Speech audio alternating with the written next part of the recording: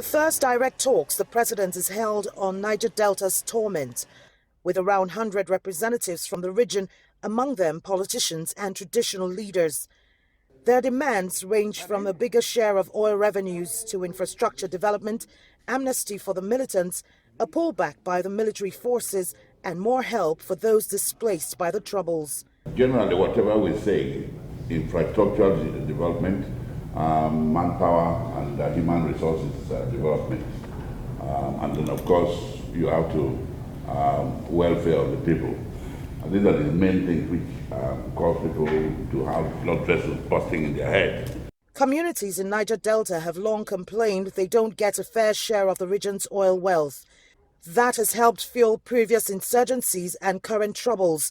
A spate of attacks on oil facilities this year that have slashed oil output and hammered Nigeria's economy. The prime culprits, the self-styled Niger Delta Avengers, did not send anyone to Tuesday's talks, but the representatives said they could speak for the militants. Buhari has asked for more details and for more time. He was very quick to point out that he did not want an immediate, quick solution. He needed to go to the roots of why this problem has persisted through all various governments. Nigeria will be hoping Buhari quickly builds on the talks to forge a settlement. The country is paying a huge price for the troubles. According to the state-owned oil company NNPC, Nigeria lost over $7 billion to militancy and pipeline vandalism since the beginning of the year. And its reputation in the global oil market too is at stake, as oil dealers have been complaining about unreliable supplies from Nigeria. Kelechi, Emekalam, CCTV, Abuja, Nigeria. Let's get you some perspective on that story now. I'm joined live from my Lagos studio by Tony Uranta. He's a member of Pan-Niger Delta Forum, PANDEF. Tony, how successful do you consider these talks to have been?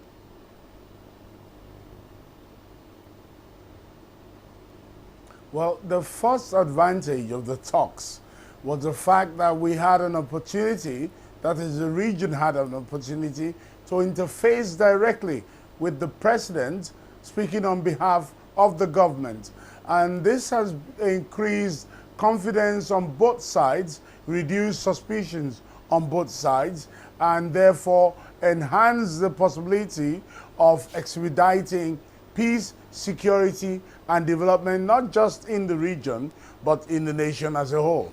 So government has announced several measures to end the attacks in the Niger Delta, but what more needs to be done?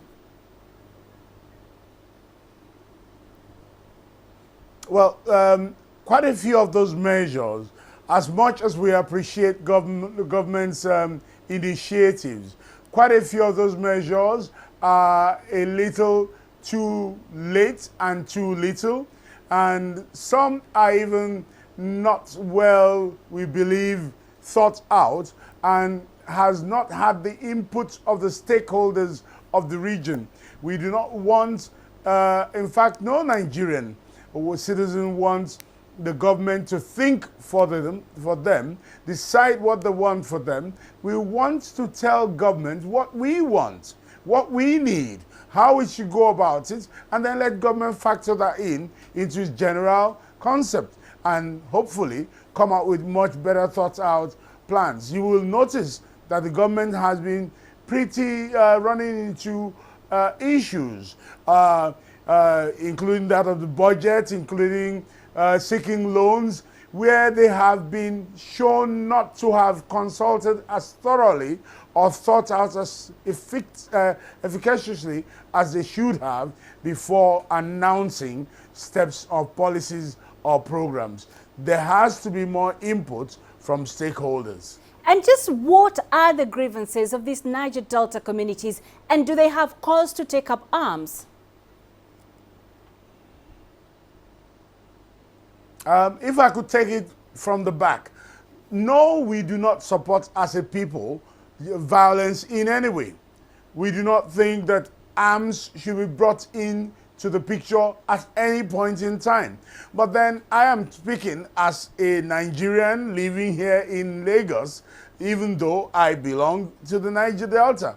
Now, the people living in the creeks, who have a depopulated environment, who are denied development, They have no water, no lights, no schools, no health facilities, no opportunities to be equal in terms of citizenship with other members of the society. They may think otherwise, and apparently they have thought otherwise.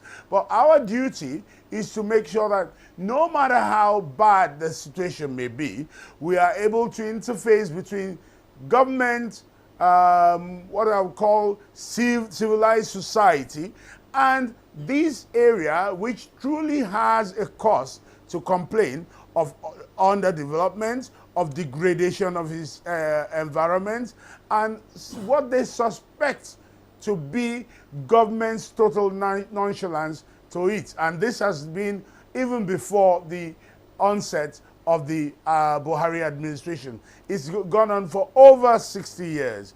So people are tired, and the youths who are restless and restive have resorted to arms. However, I believe since we are in touch with them and government has virtually now mandated us to officially, openly communicate with them, I believe we will be able to come to a solution sooner than later. All right. Tony Oranta, it was a pleasure speaking to you. Thank you for joining us.